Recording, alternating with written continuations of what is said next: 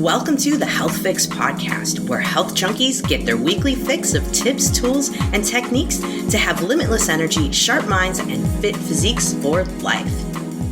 Hey, health junkies. On this episode of the Health Fix Podcast, I'm interviewing Ann Tom, the founder of Ann Tom Fitness. Now, she's working alongside her husband, Anoop Asok, and they're both going to be on this podcast where they talk about helping women with weight loss and really using their background as ER nurses to bring up their extensive knowledge of anatomy, physiology, and hormones, which they apply in their approach to weight loss, otherwise known as Metabolic Mastery Method. So we're going to go into that. We're going to talk and get very real on weight loss and what it takes. So this is a fun podcast. Let's get on with it. Hey, health junkies. I have Ann and Anoop on today, and we're going to be talking about their Metabolic Mastery Method.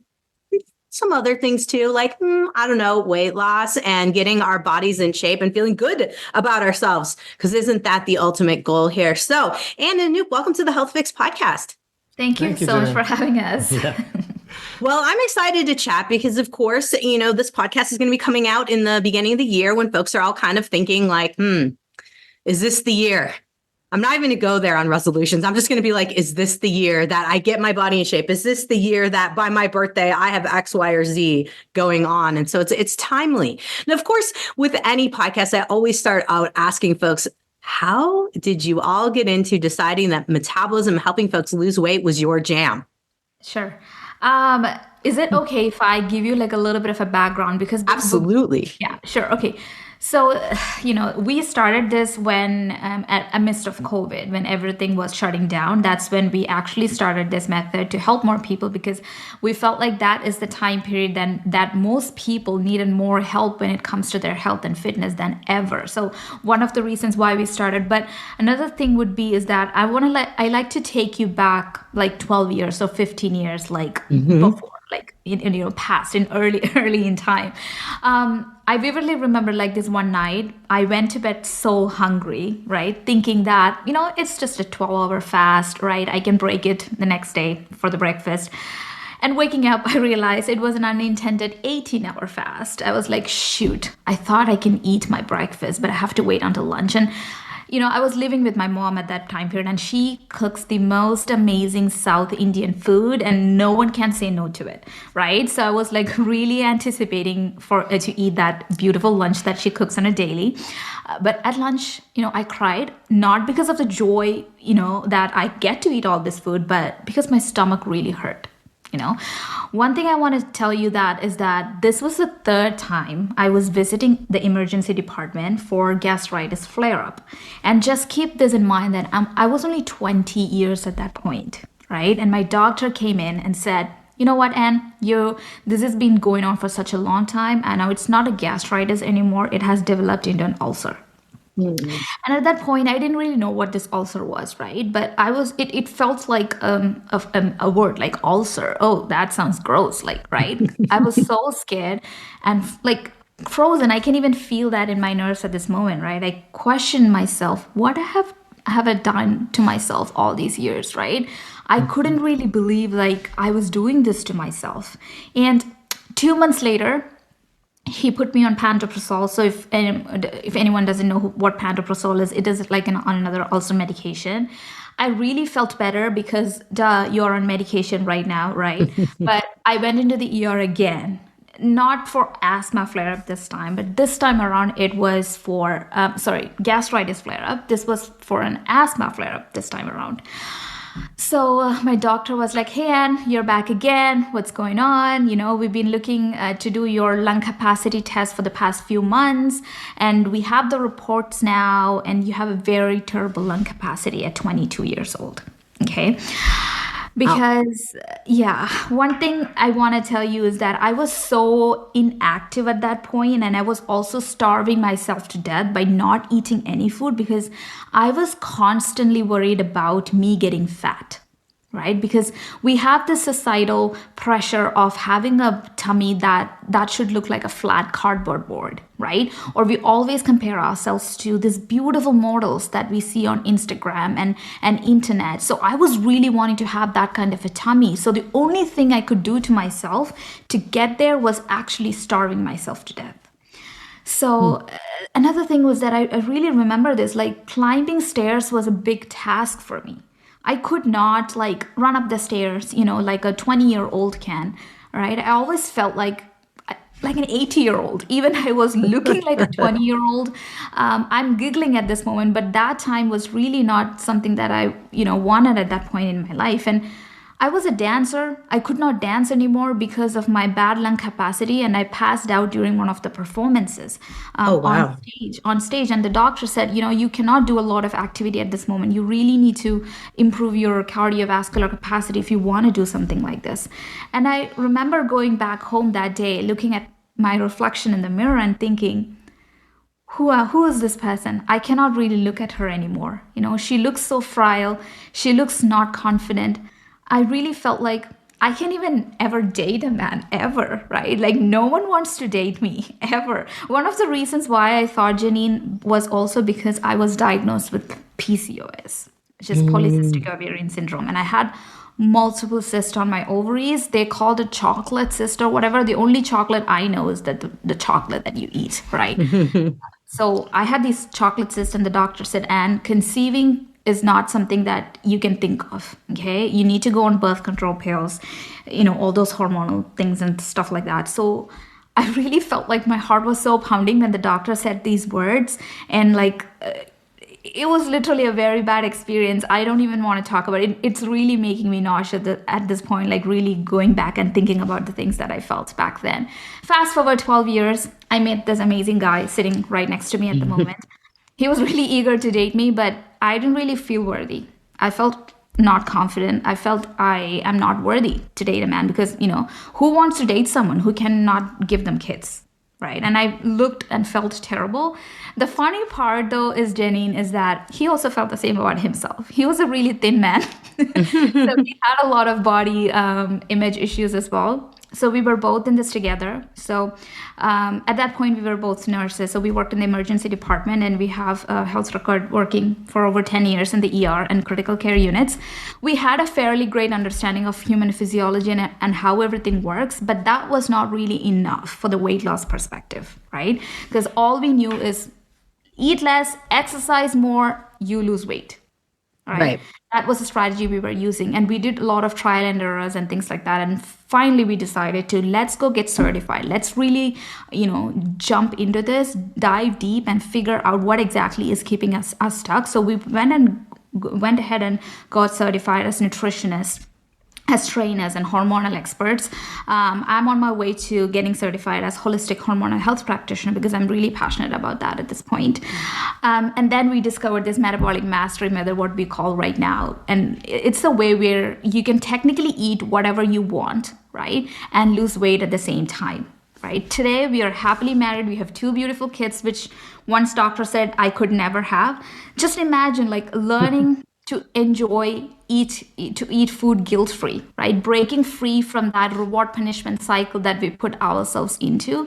That freedom you give yourself is like unmatchable to anything else. Like you have to truly experience it to really know what it feels like. From there, it's not going back. You're not going to go back to that starvation anymore. So now what we do is we guide women all over the world through this incredible journey, what we call the metabolic mastery method, so that they can finally get in shape, right? Lose that belly pooch, gain more strength, play with their kids, run up and down the stairs how many ever times they want without going on fat diets or spending hours in the gym.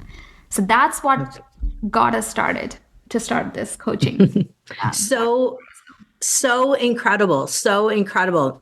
I think your story is so common in terms of how women are feeling. And especially we add the weight, not feeling confident with ourselves on top of the whole concept of, oh, and now I have PCOS. And I mean, gosh, I work in the hormone industry myself, and it's probably 1 out of every 3 women that come in are dealing with those kind of things. And I have to say that it seems, and I'd love to hear from your experience, that once you get the metabolism down, the PCOS doesn't seem to be a factor anymore. Is that kind of what you guys experienced as well? Yeah, exactly. Because one of the things that food does to your body is like really mess up with the way the insulin processes, right? How we, digest sugar and things like that. So that is one of the things that starvation, like not, doing all the kinds of diet can really do to yourself without you really knowing about it, right? Most of people going through PCOS doesn't really know this piece, right? And they keep doing, diets after diets like keto and this and that and so many other things because society asks them to do it or internet says their friend does it and it worked for them, right? And they sit there and think, oh my god, I tried everything else that I can, but I'm still stuck, right? And they don't understand that metabolism is like engine, right? For a car. That's how it works for a body. Without it, you're nothing, right? You're not going to lose anything or you're not going to gain anything. So I feel like that's where this piece comes into play and why this is so important, that, knowledge around the concept of improving your metabolism is not there yet. So hopefully we can, experts like us can get that word out there so that more people get to know it and they can ditch the diets. Yeah. Absolutely. Absolutely. I mean, I saw on your guys' website that you had a lot of women that were showing their before and afters and on very restricted calorie diets and then having more calories in and really the difference in the body composition then. And I think a lot of people, unfortunately, the fasting concept has been really pumped into us for us to think that if we fast, that's going to be the magical way to lose weight. But as you've noticed, and I see Anoop going, no, I want to hear his opinion too here soon. I mean, it's like really misinformation. Like most of them, when they go on diet or when they go on like fasting routine, they don't read that like the literature behind that enough. They don't read the science behind that enough, and they just jump into it because like they see, hey, their friend, my friend have seen this many pounds of within a month, and yeah, they're doing amazing. Like in 6 months they lost 20 pounds, 30 pounds, or even more, and they look amazing, they feel amazing and all those stuff. But like that's not the whole picture. Like what happened 1 year after that, they don't really look into it. And whenever they start on a diet or intermittent fasting or whatever, they don't stick for the rest of their life. It's just for a couple months or maybe like a year. And at that point, they're like so fed up of that process, they stop doing it. And what happens when they stop doing it? It's like the whole weight, whatever they lost, it just comes back with a vengeance. It's just so crazy. Like, why would you? I was like, why would you do something knowing that that's gonna come back? Like, if the weight is going to come back, why would you do something why would you go through such a hardship, such restrictive things to just lose some weight off for just such a short duration of time? And then after, when you stop doing it, it just within a few months or even less than a month, that weight will come back, even sometimes even more. Like I couldn't, like, it's I have heard so much stories about some of our clients. They have done so much dieting in the past, and they lost a lot of weight, but and they had to do so much restrictive, and still they gained back all those weight within like 1 or 2 months of them stop doing it. So knowing that, why would you start doing something of that sort? It's just like really like frustrating for me. And I can imagine how they would feel as well when they are doing all those. That's why we were like, whenever we start a program, we start with the metabolic mastery, because working up your metabolism is so important. Like learning to eat what you love is so important. Otherwise, you won't be able to do that for the rest of your life. Now, Anne mentioned Southeast Indian food and how glorious it is to partake in that. And so, a lot of people will be thinking like, there's so much cultural, right, connection to our foods, but there's also connection to like, ooh, that is the best food out there.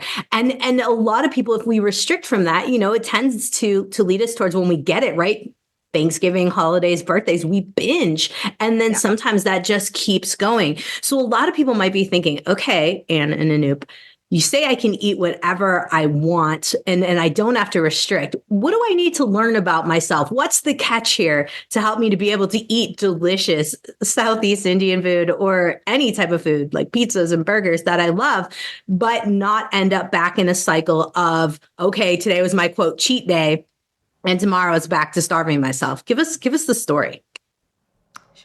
One thing I would say is that, when we say you can eat whatever you want and lose weight, there is no catch in it. Okay, let's be very real about it because it's so good to be true. When we say this, people say, oh, and that is so good to be true. I don't think that's even possible. Okay. And this, we got this information from one of the biggest, you might have heard about this book. It's called The Glucose Revolution. And I looked into this book a lot because, I had, again, insulin resistance on my own and I really struggled. I was really, didn't know what I was doing back then. And this book also, with so many other books, gave us a lot of information. But one piece we took from that is that the way you eat the food, right? I mean, the way we eat the food in certain orders, in certain groups, really makes an impact in the way your food absorbs, digests, and also process, right? The way it releases glucose into your bloodstream tells us a lot about how fast the glucose is going to be released, which again leads to the fat deposition down the road, right? How slow this is. So the emptying process, right, is what we are talking about when we say you can eat whatever you want. So as long as you eat the food in the right order, especially when you have insulin resistance and things like that, even if you don't, just knowing how to eat the food in the right order is going to be that secret code that you're looking for, right? Where you can eat whatever you want, but then gain result at the same time. And Anoop here is a nutritionist, and I know that he works with one-on-one with our clients when it comes to the nutrition part of things. He might be able to give more information on like how we can implement this. If you can, maybe give an example or something. So as an example, I would say like if you want to eat a really high sugary food, like a donut or a cake or pastry or something like that, I would say the best time you can eat that is either just before your workout or ideally within 30 minutes after your workout. So basically, if you're eating after your workout within 30 minutes, you have burned a bunch of calories doing your workout. So that's kind of the best way you can kind of replenish it without kind of depositing that as fat. It's basically your muscles and your body's basically using up that calories because you already spent that. And it's basically replenishing it rather than converting it and depositing as fat. So that's what I tell most of my clients. Like if that's something you really want to have, like if you want to have a donut or something like that, if you can want to have that every single day, that's kind of the best way you can still have that food. You can still enjoy that food without hurting your results. Okay, so timing is a factor. Is really important. Timing is very important. Timing is really important. Also, like how you pair your food. Say like we always hear the phrase an apple is days, like really healthy, it keeps the doctor away, all those things. I'm not saying that apple is not healthy. It is really healthy, or most of the fruits are really healthy. But like when you consider a fruit is considered as a simple carb. It doesn't matter what fruit it is considered as a simple carb. So whenever you eat a simple carb, what happens is it's basically get digested really, really fast in your body. And then when that happens, it just get converted to sugar in your blood, and whenever that's called what we say sugar spike. So whenever you get a sugar spike, no matter how big or small it is, a portion of that is going to get converted as fat, because your body doesn't need that much sugar all of a sudden, unless you're like using that right away, unless you're working out or unless you're running for a marathon or something like that. You don't need that. So a portion, even though small, a portion of that is going to get deposited as fat. So a better way would be like you can eat the same apple, but just pair it with a protein source. That way, that food, instead of a simple carb that converts to a complex food, protein takes a longer time to digest. So there are a couple of things happening. So you're eating the same, say like as an example, if you're eating a slice of an apple, you can eat some nuts with it or dip it with some peanut butter or nut butter. That nut is actually protein. It got some fat as well.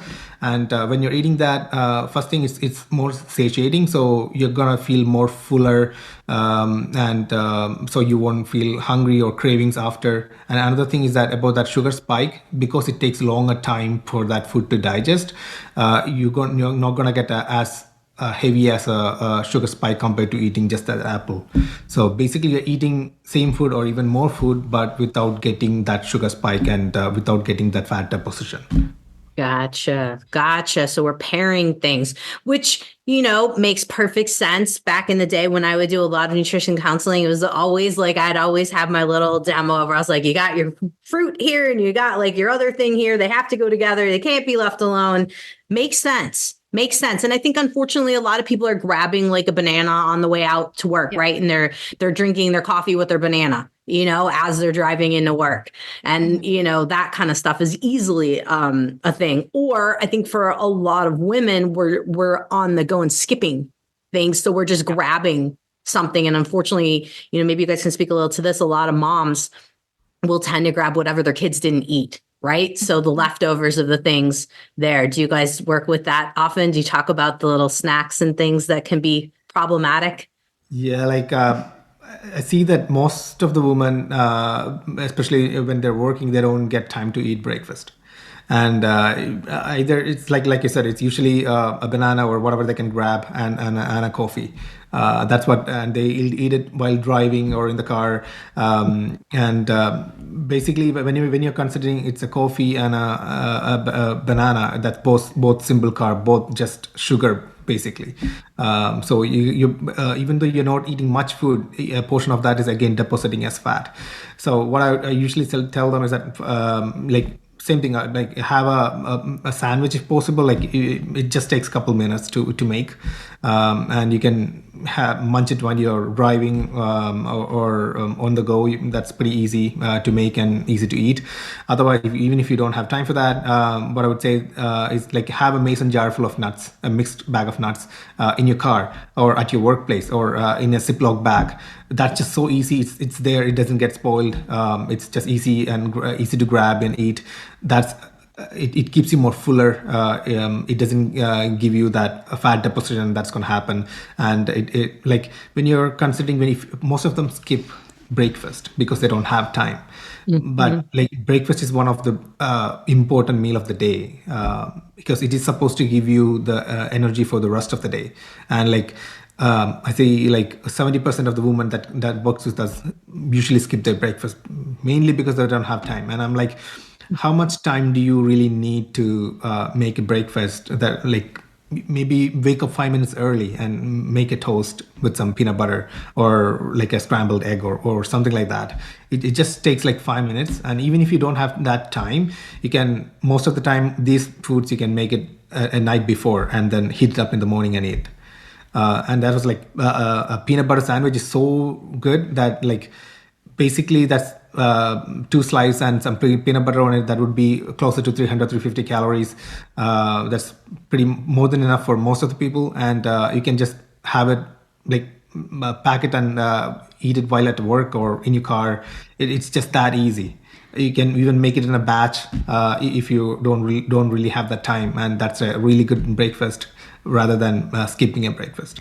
I also want to mention one thing that you mentioned about, moms having difficulty to eating whatever they see, eating leftovers. And I'm a mom myself.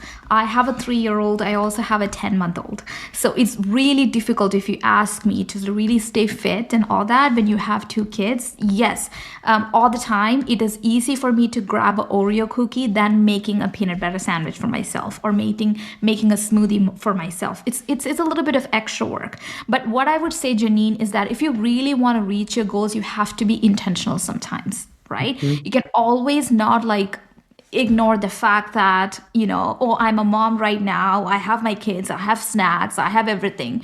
That's the difference between a kid and an adult. Right? Kids do not have that kind of complex brain, whatever they have to figure that out, but we do, right? So that we can be intentional with what we put in our body, and we can be a little bit of a guidance or like a role model to our kids as well, right?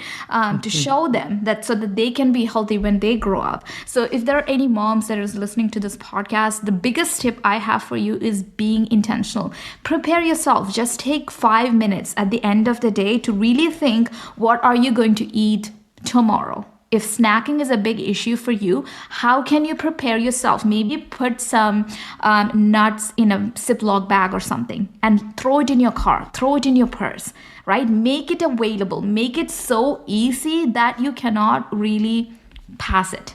You cannot really make an excuse that it's not available. So that I think would be the biggest tip and literally changed my weight loss journey, especially after having kids. Is that I thought I should add that there as well since you mentioned about it. Huge, because so many moms, I mean, it is common that I will hear that, I don't have time for snacks. I'm too busy. So I'll eat what I brought for my kids' snacks. And we know how that turns out. Now, one of the things that you guys had mentioned, and this is something that I hear from a lot of folks when we're, let's say the gamut of metabolic and weight loss and all these things. You're mentioning peanut butter and bread, right? And a lot of people are like, I could never eat peanut butter and bread. I am going to gain 20 billion pounds if I eat those things. And ultimately, it boils down to the protein and carb balance, correct, with those. And same with the nuts. I know a lot of people, myself included, I probably am part squirrel. I could live off of nuts all the time, but I know a lot of people will talk about portion and things of that nature. How do you help folks navigate portions and really understanding like how much is realistic amount and really the signals their body's giving them that like, hey, that's enough? Yeah. One of the biggest things that we do with our clients, and this is like personally what I do as well, because being a mom, 2 kids, I don't really have any times to count calories or anything. If someone asks me to count calories to, whatever, I'm like, no, it's not for me. It's not going to work for me. But what has worked for me the best, and I've lost all my pregnancy weight by just 5 months postpartum, both the times. And I did not count my calories. Let me tell you that. And there's a way that you can do this, is that, this is available both in US, Canada, or wherever you're listening from. There is something called the plate guidelines, right? If you search on the internet, it will come as US plate guidelines or Canada plate guidelines or whatever. So this is going to tell you exactly what your plate should look like, right? So if you take a plate, half of your plate has to be like greens and colorful vegetables, right? And then the palm of it or the fist of it should be your protein. A thumb portion of it should be your fat, right? So there is, even though you're not counting any calories, you can still like eyeball things by, half of my plate is green. How easy or how difficult is that? When you look at the plate and putting some greens for half of the plate and 1/3 of your plate being protein, how difficult is that? That protein can come from any protein source. It doesn't have to be boiled chicken.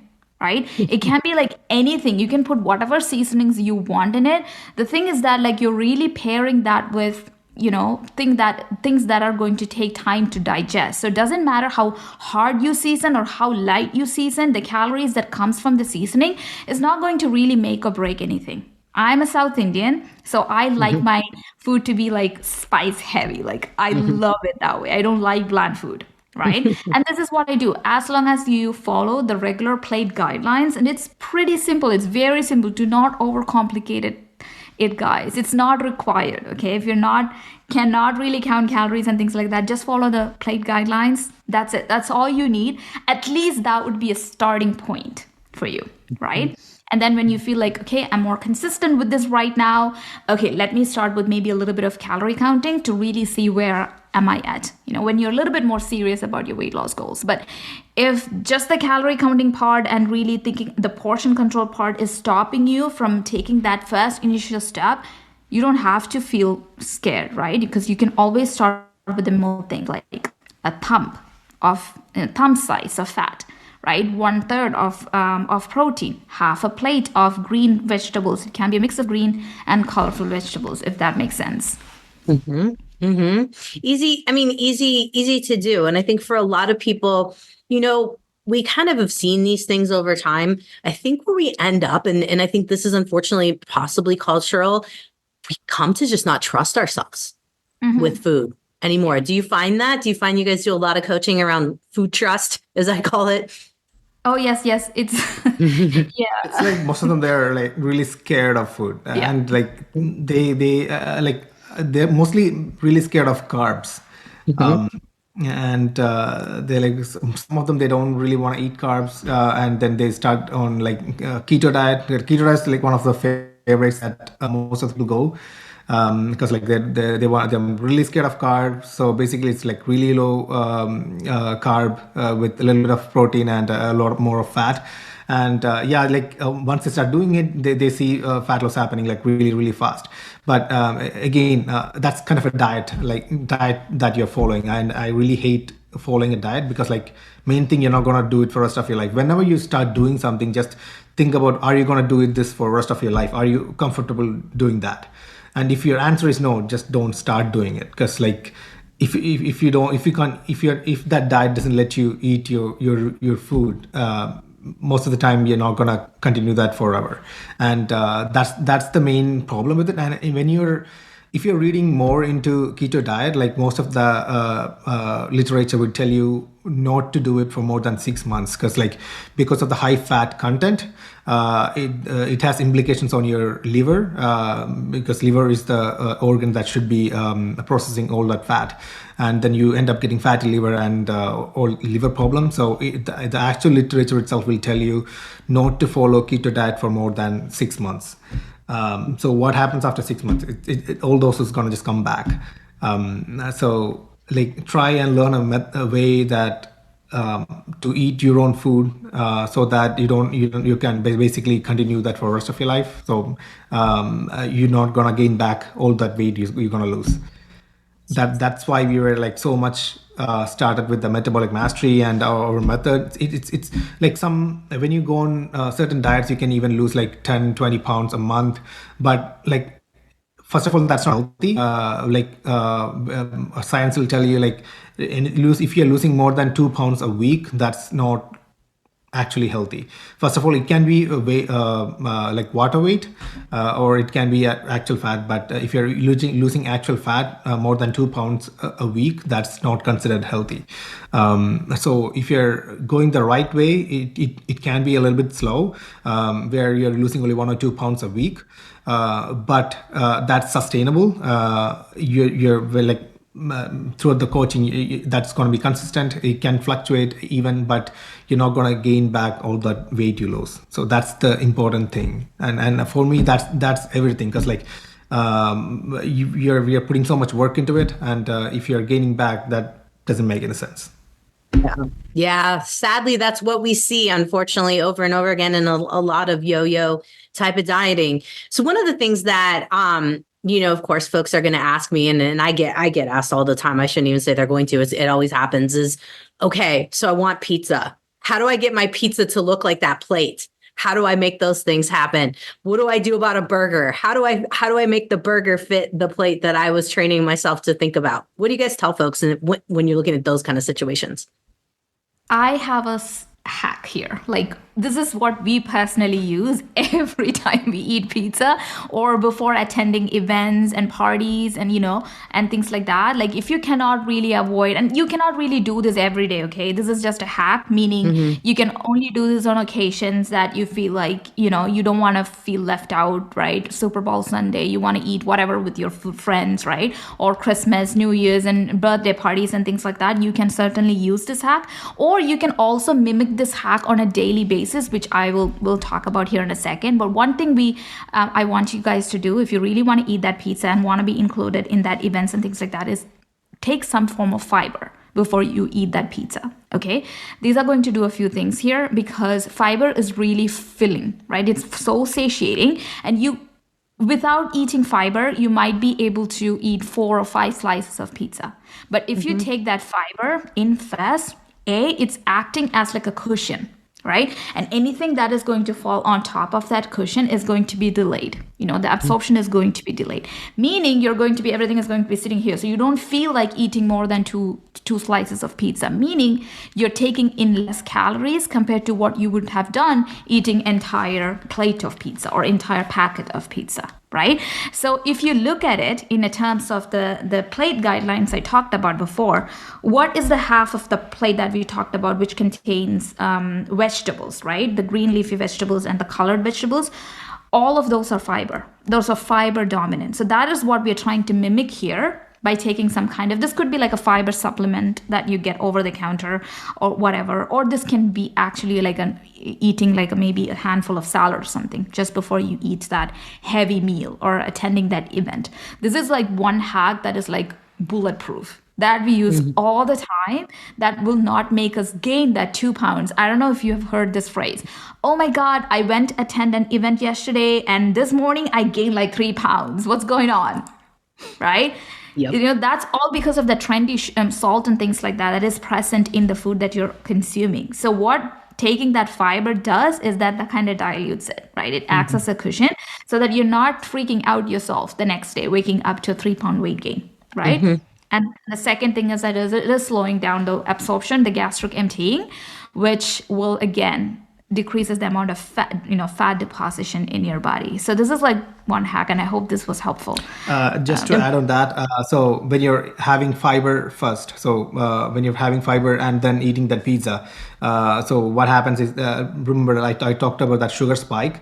So because the fiber takes really long time to digest, like it doesn't really digest, but go through the stomach, it takes a really long time. So whenever you eat other food like pizza after fiber, it's going to take a longer time as well. So the whole digestion is going to be prolonged, so that you don't get a higher sugar spike. Otherwise, like if you're eating pizza first, you would have get a really high sugar spike, and then a portion of that again deposited as fat. Whereas when you start with fiber, you don't get even though you're eating the same food, you don't get because instead of a high sugar spike, it's going to be a subtle spike, but for a longer time. So your body would be way better, would be able to use that energy compared to a high all of a sudden sugar spike. So that's another benefit of having fiber. Nice. Fiber is like really important. And when you're looking at North American population, we tend to eat very less, like really, usually ideal amount of fiber is recommended to be 25 grams per day. And most of the time what we see is usually under 10 grams. Under 10, sometimes even 5 grams. But other than this, the fiber has so much implication about your digestive health. It basically humans cannot digest fiber, so it basically stays as fiber, and it like stays as a sponge in your intestine, and it basically cleans your intestine. So it has so much implications with your digestive health, and most of us don't even know that and don't even have any fiber in our diet. It is definitely something I see as well, that we do struggle with that. Now, of course, folks are going to ask me, this is definitely going to be an ask question, like what if you guys used fiber like powder or supplements, what's your go-to? Like what kind of, if you have brands or if you have like the type, I know folks are going to want to know. So what's your go-to? So with fiber supplement, there are usually 2 types. Either you can get it in capsule form or you can get it in powder form. I do not recommend the capsule form. First of all, the fiber content in the capsule forms tend to be lower. And the another reason is whenever you're taking capsule form, you can just have a small sip of water with that and you can just have the capsule. But that capsule, once it gets into your stomach, that's going to release that powder in that capsule. And that's going to absorb a lot of water that's available in your stomach to work. And if you're not drinking enough water, that's gonna basically stay as a lump, and then it can even lead to constipation. So basically, usually fiber helps to relieve constipation, whereas if you're not drinking enough water, that's a really red flag. And then if you're taking fiber without drinking enough water, that basically can cause constipation. So whenever you're like reading the fine prints on those products, it'll tell you to drink how much ever water they recommend. So that's why I recommend fiber powder rather than the capsule. First of all, it has more actual fiber in it, and you can't just chew that fiber powder, right? You have to mix it with water, and whichever container, whichever brand it is, it'll tell you how much water you have to mix it in. On an average, what I see is about 200 to 250 ml of water, and that's quite a lot of water to mix. And so my recommendation is try and get a fiber supplement that has at least somewhere in the ballpark of 10 grams per scoop.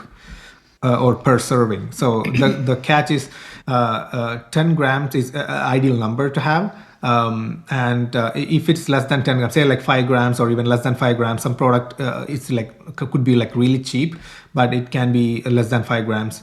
And then if you're trying to make that 10 gram per serving, you have to take 2 scoops. So the catch is, if you're taking 2 scoops, you have to add to, say like if it's 200 ml of water, you have to mix it in 400 ml of water now. And if you're doing it before your, say, lunch or dinner, that's almost half a liter of water, and you're not going to be able to do that and then eat food. So technically drinking water, not technically eating just drinking anything. water. That's not going to be doable for most of the people. Yeah. Right? Makes So sense. getting a quality product is really important. Basically, just look at the number and see whether it gets to the 10 gram, around that ballpark figure. Okay. Obviously, eating fibrous foods is gonna be, the recommended thing, but supplements in a pinch, I could see for a couple, things, especially going out to, if you're gonna pizza or to a party. I mean, it does make sense to kind of fill yourself up a little bit so that you're not gonna overindulge. Oh my goodness, that's a good one. I'm like, what other hacks do you guys have? And like when you're looking into like the North American population, when you're seeing the trends, like we see, because we are nurses, we see that a lot. Like whenever you're both men and women over 50, you see a lot of colon cancer. The numbers are like really high, and it keeps going high because of our the diet pattern. We tend to eat a lot more like fast foods and a lot less green stuff. The green stuff is basically your fiber. So that's why fiber is so important. It helps to avoid those issues going forward. Makes sense. My goodness, such good info. And I think, at this point, I'm thinking folks are probably going to be like, okay, so they got these hacks. Like I said, what other hacks do they got? Hidden in that. We're going to let you guys kind of check out what these guys are up to. So can you guys share a little bit more about the Metabolic Mastery Method, where they can find you, how to sign up, where to learn more, give us all the scoop. Where can they get more info? Sure. Yeah. So the Metabolic Mastery Method, just to give you a little information about that itself. So this is really designed especially for women. Okay. We work exclusively with women over the age of 30 years who is going through hormonal imbalances, hormonal fluctuations, and things like that. So we teach them how to master their metabolism in a period of 12 to 16 weeks. So the time frame is not like set on the stone or anything. It really depends on where you are at the moment, where you're trying to go, what your struggles are, and how hard is it for you to get out of there. So the timeline will really depend on that. Now the method itself is pretty simple, as we explained up until now. It's like we're giving you like life hacks and lessons and things like that you really need to break the plateau or whatever that you are in currently at the moment. And the first phase of the coaching itself is really looking at what you're currently doing in terms of nutrition, right? It's the assessment part. So if someone or a coach is not able to literally look into what you're currently doing and assess your situation before giving you a solution, that's not a correct way to do it, right? So that's what we do in the first part of the coaching. And once we understand, hey, this is what's going wrong with your nutrition and the reason why you're stuck, then we come up with a plan, okay, that is going to be, for, as I said, 12 to 16 weeks or something. The timeline is going to look different for each one of you guys, and then we'll teach you how to get rid of this fat in that period of time. And the one other important piece of this coaching is that really teaching you how to maintain this weight that you lost while you're coaching with us, right? Because that is also important, because the end goal is that you work with a coach, you invest in a coaching program, you have to get all the value you need so that you can do this for the rest of your life on your own and not look for any other coaches. So that's what Metabolic Mastery Method is all about. And the best place to find us is on our Instagram. It's pretty simple. Type in the word Anne Maria Tom, you'll find me, and you can direct message me. And and I'm more than open to having a conversation with you guys if you feel like this is something that you need in your life. Awesome stuff. Awesome stuff. I appreciate it. Guys, let me drill you and ask you lots of questions. I think a lot of people, are this time of year looking for something. And I think this is great because it's not just a quick method and then there you go. It is lifetime wellness here, which is absolutely huge. Thing I really want to do today, because if you are listening to us, if you have been listening to us since the beginning of the recording up until the end, I really want to give you some kind of like a kit for free, right? Because you guys have to start somewhere. If you're really struggling, you feel like this is New Year's, let's get the journey started. I really want to give you some exclusive content that we only give to the paying clients, right? This is going to have this is called a midlife metamorphosis kit. So what this is going to have is like a 7-day workout plan, that if you say that I don't have time to work out, I have kids, we got you covered. Everything is just under 15 minutes or so. And it's going to be perfect for busy women who does not really have time to live in the gym. Not just that, I'm also going to give you an entire grocery list that will tell you exactly what to eat, when to eat, and things like that, with a lot of hacks and everything in there, which is going to be ideal if you're going through any kinds of hormonal transitions as well. Not just that, you're also going to get 50 plus premium high protein recipes, which is not going to be available anywhere else on the internet. This is our private property that only we give to our clients. So I would love to offer this for free for all the listeners out there that is listening to us today. So just send us the keyword Jannine podcast, and I will send it out for free. And reach me at Anne Maria Tom on Instagram if you like this kit. Okay. Well, thank you. We'll make sure we put all that information in our podcast notes at drjkrausenD.com. Of course, I'll put out on Instagram as well. We'll have a message go there too, so that everything can be easily accessed for all the crew. And so great stuff. I think that's awesome. There's so many people who definitely are going to say, I'm too busy, but you're making it no excuses there whatsoever. Exactly. Yeah. Let's make it easy for them, right? We know how hard it is. So yeah, absolutely. Awesome. Well, thank you guys. Thank you. And thank you, Anoop. I appreciate you guys coming on and talking about having us today. Absolutely. Thank you. Hey, fellow health junkie, thanks for listening to the Health Fix podcast. If you enjoyed tuning in, please help support me to get the word out about the podcast. Subscribe, rate, and review, and just get that word out. Thanks again for listening.